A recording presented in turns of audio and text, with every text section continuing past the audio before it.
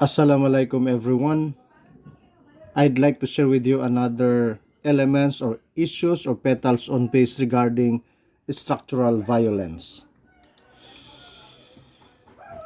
Then what do you think it means when we talk about structural violence? Then how is it different from the direct violence? So if you look at the drawing, there's a call to stop violence. Then on the other side, if you notice, there is an iceberg. According to study, ang makikita, the visible of the icebergs is only 10% and the invisible nung nasa baba is 90%. So mamaya babalikan natin yan talking about this structural violence. So its definition, structural violence is systematic ways in which social structures harm or otherwise disadvantage individuals. Then it is also visited upon all those whose social status denies them access to the fruits of scientific and social progress. That's according to Dr. Paul Farmer. Then it is also an institutionalized elitism, ethnocentrism, classism, racism, sexism, adultism, nationalism, heterosexualism, and ageism. So that's more on an example of the so-called structural violence. Galtung has a conceptualization. He called it the violence triangle or the triangle of violence. Violence is about preventing human beings from achieving their physical as well as mental potential. Then, according to him, there are three types of violence. Even though the discourse has privilege agent-driven, then direct forms of violence. So, the three are the direct or the personal violence, then the structural violence, the cultural violence. So, going back to the icebergs, you look at this triangle, this diagram. So, I told you in the first slide, in the icebergs, only 10% of the icebergs are visible. So, yun yung the direct violence. Then, the invisible is 90%. The cultural as well as structural violence. So, that's according to Johann Galtung. I think Johann Galtung is the father of peace education. A very well-known peace educator, itong si Galtung. So, once again, according to him, there are three or the violence of triangle, three types. Direct, cultural, as well as structural. What about this direct violence? And I think alam na alam natin to. This is the classic form of violence which involves the use of physical force.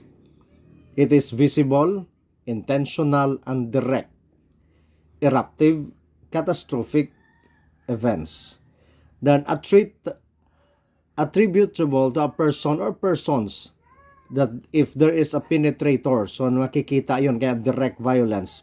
It is an assault of or encroachment or a physical bodily integrity of another human being or his or her property. So that's direct, the 10% na makikita. What about this cultural as well as structural violence, na the 90%? Talking about structural violence, this is an action built into the structures of society which shows up as unequal power and unequal life chances, the unequal distribution of resources, the unequal distribution of power to decide over the distribution of resources. I think that's clear. That's within the structure. So once again, unequal power, unequal life chances, unequal distribution of resources, and the unequal distribution of power to decide over the distribution of resources. So that's more on the structural violence. So the violence within the structure. Then what about cultural violence? The aspects of a symbolic sphere, the culture of our society that is used to justify, legitimize direct or structural violence. So, yun naman ang cultural violence. Usually, ang mga natatamaan dito ay yung ating mga aborigines, the indigenous people. Okay? Then, in addition, structural violence, according to the research of Galtung in 1969, it is from a journal article. According to him, it is a situation in which there is a difference between potential and actual somatic and mental achievement of people. Then violence is called structural violence because it is impossible to identify a single actor who commits the violence. The violence is impersonal. It's also impersonal, built into the structure of power. So going back, tingnan natin, impossible to identify a single actor. Now, there are a lot of violence. A basic example in Bureau of Corrections. Ang daming nahukay na namatay. Ang dami-daming mga nangyayari na hindi mo ma-single out kung sino talaga yung actor nagtuturuan. Okay? That's, kumbaga, hidden. That's 90%. Now, the violence is impersonal, built into a structure of power. So, nandoon na, impersonal, na hindi mo malaman sino talaga ang gumagawa nito. Then, the structural violence occurs in any situation in which some people are unable to achieve their capacity or capabilities to their full potential, and also certainly if they are unable to do so that the same extent as others. It is also a capacious term that encompasses not only the exclusion from entitlements such as food and water, but also the exclusion of certain groups from particular form of recognition, like the citizenship rights, equal rights before the law, or the rights to education, representation, and so on. So that's still another definition of structural violence. So this is what, according to Dr. Paul Farmer, so once again, a structural violence is one way of describing social arrangement that put individuals and population in harm's way. The arrangement are structural because they are embedded in the political and as well as economic organization of our social world. They are violent because they cause injury to people, either culture nor pure individual will or at fault. Rather, historically given and often economically driven processes and forces conspire to constrain individual agency. Structural violence is visited upon all those whose social status denies them access to the fruits of the scientific and social progress. So that's according to the definition of Dr. Paul Farmer. So according to Paul Kivel, over 20 years worth of studies shows that people of color who arrive at the hospital while having the heart attack are significantly less likely to receive aspirin, beta-blocking drugs, clot-dissolving drugs, acute cardiac catheterization, angioplasty, or the bypass surgery. Race, class, and gender clearly makes difference in how patients are diagnosed and treated. Over 20 years. I think this happened especially in the United States of America. If you are black, that's a problem. Now, if you are brown, yung Asian hate crimes nangyayari din sa US, that's part of their structure or the structural violence. Okay? Then there are characteristics of structural violence.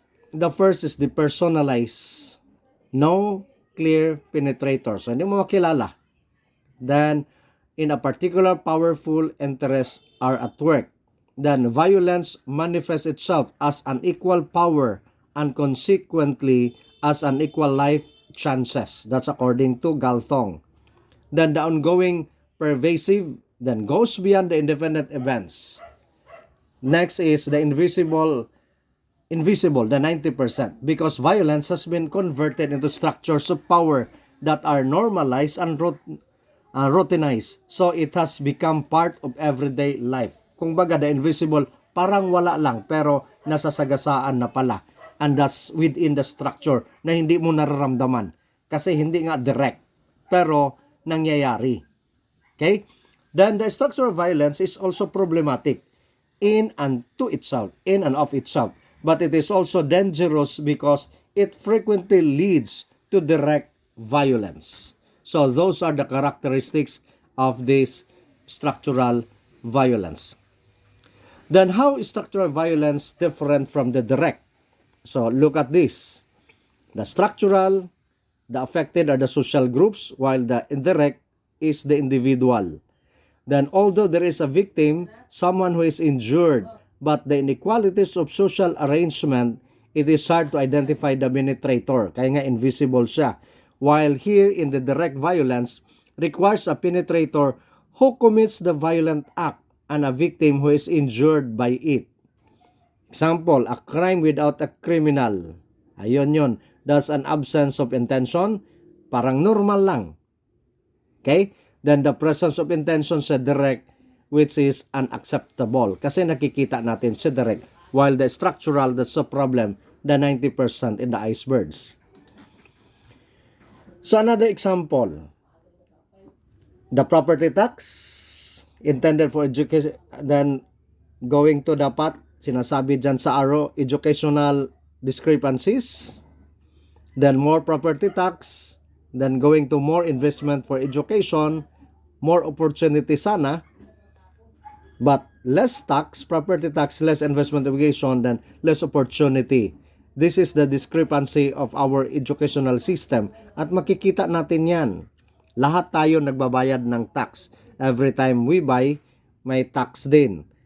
Kaya nga, lahat sana makinabang kung ano yung nalikom. But the problem, pabor-pabor din because of this issue on the structural violence.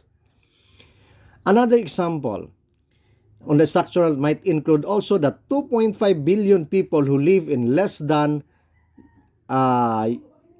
US dollars 2 per day. 2 US dollars per day. So, yon.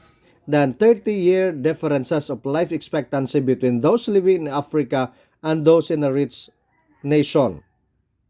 Kita din natin yon. 800 million people who have no access to essential health services. Marami yan. Kahit na dito sa atin, sa Pilipinas, maramdaman natin yan.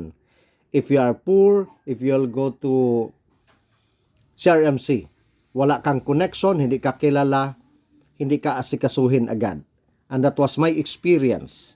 Okay? With my brother na nabalian na, tumawag 7 o'clock ng umaga, nakarating ako 10 o'clock from Midsayap, then sige iyak yung kapatid ko kasi hindi inaasikaso. Then, ang ginawa ko, of course, pinuntahan ko yung mga doktor, buti na lang may kilala ako doon, estudyante ko. Bigla lang, sir, ganito pala yun. Pero ang tagal na naghintay. Kung nasa kamatayan yun, patay na. Because we are poor. That's really the problem. Kaya nga ang tanong, nasaan ang hustisya? Nasaan ang aming tax? Bakit may pabor-pabor? But if you have connection, yun, ang bilis. Ganito siya, automatic yan. Walang question. That's within the structure. That's violence against those who are the unfortunate, the oppressed, the poor, the abandoned. That's really the problem. Another example is the world hunger. 842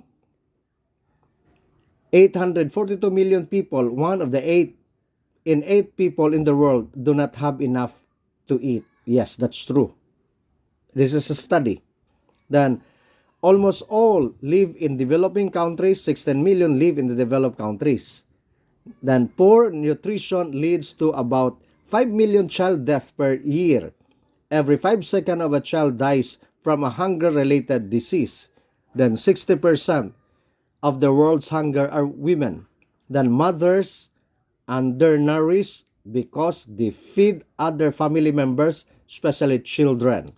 So that's the problem. Then the world agriculture produces 17% more calories per person than it did 30 years ago. Then despite of the 70% of population increase, this is enough to provide everyone in the world with at least 2,700 kilocalories per person per day.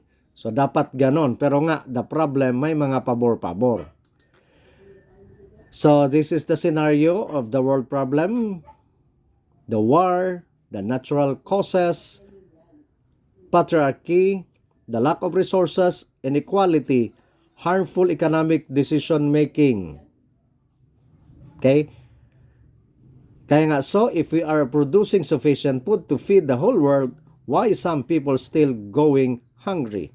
And that's the question now. Then the water crisis in the other countries, especially Maharashtra. So yan, that's also a problem within their structure in their country. Then the corporatizing agriculture. This is not only the problem in the other countries, but this is also our problem. What is happening to our farmers today? Lalo silang naghihirap, nag-i-import, pero ang masyadong mababa pag nag-harvest. That's a question also, itong corporatizing agriculture. Not only, once again, in the other countries, but also it happens to our country. Ito, an issue. A female genital mutilation. And their purpose, of course, para dili na daw mamiga, dili na mag-igat-igat ang isang babae. But this is violence against women. Then produce that internally alter or cause injury to the female genital organs for the non-medical reason. Non-medical reason. No health benefits for girls and women. Can cause severe bleeding and problems of urinating, infections, infertility, as well as complications in childbirth. Then often leads to fistula or shame, abandonment of husband, inability to bear children. Then more than 125 million girls and women alive today have been cut in the 200 and in the 29 countries in Africa and the Middle East. So ito yung nangyayari, itong the female genital mutilation. Paano ito? Siguro may nabasa kayong clitoris ng babae, yun yung pinuputol, tinatanggal. Okay?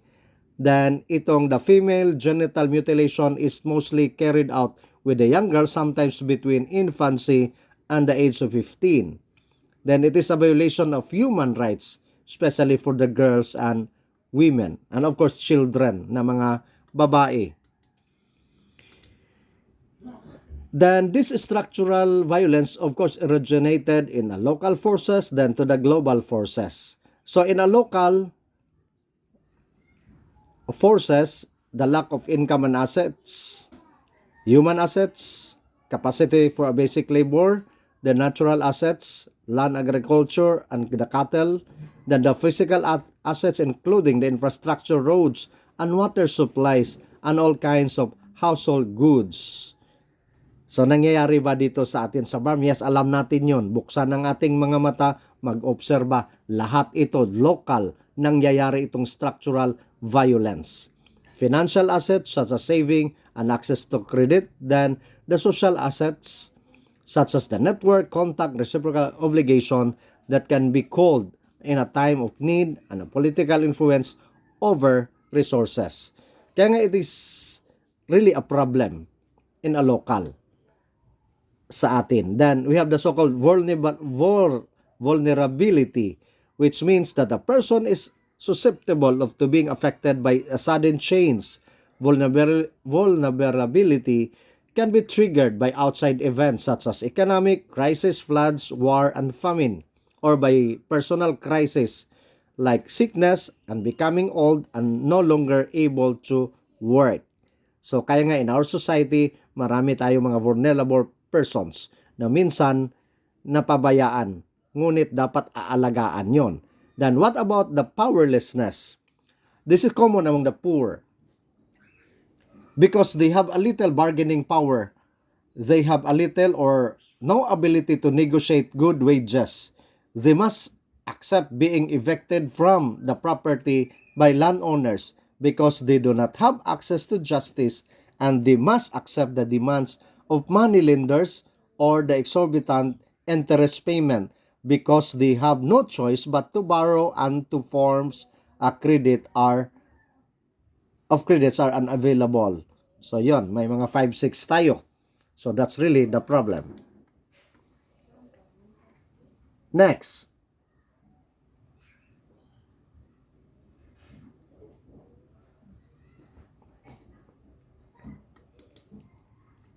So the gender dissemination.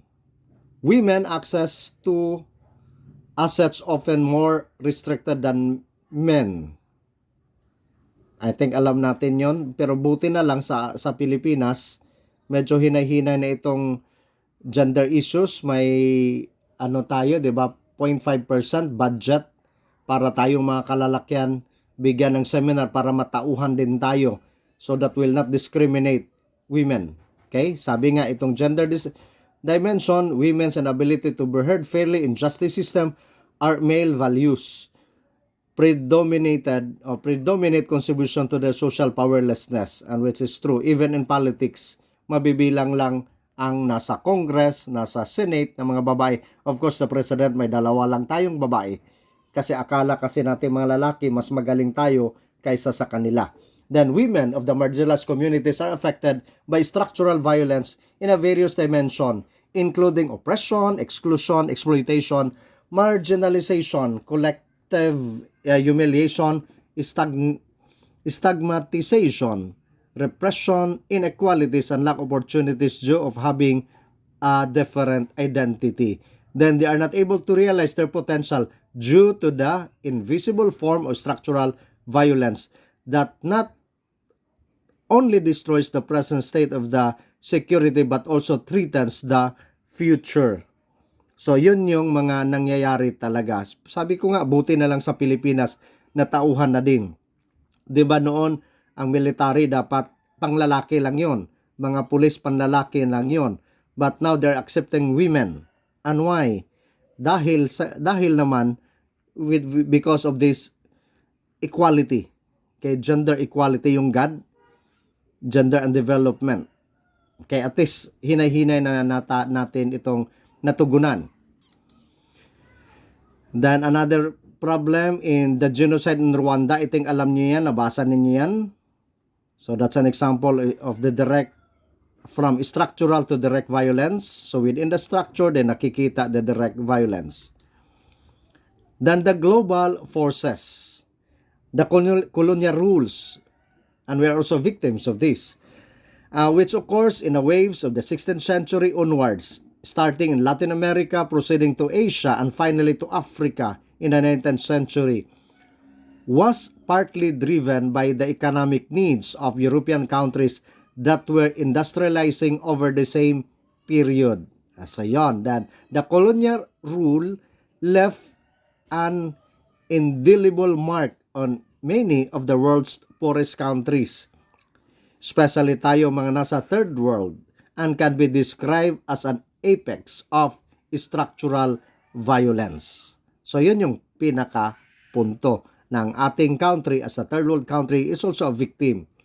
Then globalization's effect on poverty, inequality, and disease, the core components of structural violence. Take note, poverty, the effect, inequality, and disease. So yun yung the core components of structural violence, talking about globalization. So may naidudulot bang globalization? Meron naman. Pero the structures within, the violence within, nandoon makikita din natin. Another is corruption. Okay. Sabi nga ng ating dating Pangulo, there is so much problem in this country. Problem on drugs and problem of corruption. Then, corruption that's everywhere around the globe. In the Philippines, wag na tayong magbulag-bulagan. Sa totoo lang, sabi nga nating Pangulo na wala akong nagawa. Failure ako when we talk about corruption. And why? Within his mga administrators niya, di ba? Mga appointee niya, corrupt din. So anong nangyari sa PhilHealth? Nawala lang. That's billion of money. So yon ang malaking problema. Nawala lang. Nawala na parang bula. And that's an example of corruption in our country. So take look at this scenario. The globalization, increase in global economy, the relaxed trade regulations, and the communication network. So ang ganda, nakakatulong. Pero look at the arrow, papuntang taas. Increased disparity rises. Multinational and conglomerates that drive huge profits and exploitation underpaid laborers. So yon ang problema ngayon. Maganda kaya na itutulong? Yes, meron. Pero ang problema yung the violence within. Kaya nga income disparity crisis because the multinational. Kaya nga nawawala na yung mga pobre, mga maliliit na mga negosyo. Then, the horrific structural violence to workers who toil under brutal conditions. So, take it or leave it. Yun yung dulot ng globalisasyon. Okay? According to study, of course. Then, how to reduce this structural violence? In reducing, this is supposed to be the path to building lasting peace. Reclaiming neighborhoods, demanding social justice and living wages, providing prenatal care, alleviating sexism, organizing globally while celebrating local cultures, para yung kultura natin di mawawala, then finding non-militaristic avenues to express our deepest spiritual motives will be our most sure-footed. Ganda itong finding on non-militaristic avenues to express our deepest spiritual motives will be our most sure-footed. So, the spiritual aspect maganda sana. Pero ang mga tao parang nakalimutan na rin ito. Yun sanang isa sa makakatulong in reducing structural violence so that the lasting peace makamtan natin. Then another, in the national level, factors frequently act together to produce the vicious circles of deprivation. So you look at the drawing there, the cycle. Okay? So, the poverty cycle. Kaya nga ang mahirap, mas lalong naghihirap, ang mayaman na lalong yayaman. Okay, that's the problem. Then, Stewart in his study suggests that there are 3 types of policy that can be used to alleviate horizontal inequalities, and this includes the policies that change processes that are discriminatory. So, dapat ganon. Then, direct assistance towards groups that have been discriminated against. Then introduce targets and quotas to correct inequalities. So aganda itong suggestion ni Stewart. But sana naman may tutugon dito, especially our leaders. So itong the 3 types of suggestion, especially in policy making, para ma-reduce yung tinatawag nating structural violence.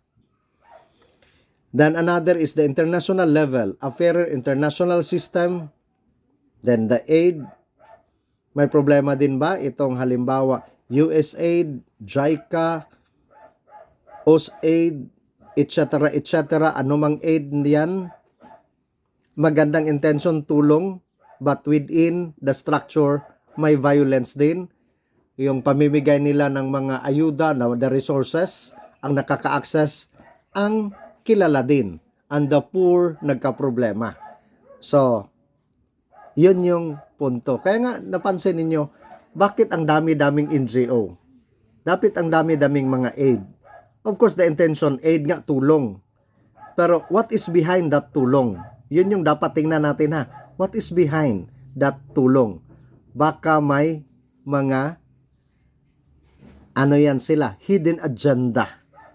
Kaya yung iba, mag-ano tayo, magdasal tayo na may calamity, man-made or human, upang sa ganon, no mangyari? Para maraming tulong. Pero problema nga, natulungan ba lahat? Like now, what happened to na man-made calamity? Mount Minandar at saka doon sa Dato Udin Sinsuat, may daming issue na lumalabas. And I was there giving the ayuda. Ang kawawa talaga ang mga pobre, especially the indigenous people. Okay, that's really the problem. The violence within the structure. So there are studies about structural violence, like that this one, transnational organized crime and structural violence in Brazil, that's in Brazil. Then another study, structural violence in healthcare, a lived experience of the street-based female commercial sex workers in the country of Kathmandu. So, yun, mga study ito na sana this study makakutulong in order to reduce the so-called structural violence. So with that, I hope you learned something. Alam ko, alam naman nyo ito, but this is just parang a refresher course. Especially kayo mga men in uniform, mga teachers, and lahat kayo ng mga professionals. Pero dapat updated din tayo palagi so that we'll be aware kung anong maitulong natin as peace educator, as peace advocate. So, thank you very much for listening. God bless everyone. Dalaygon ang Diyos.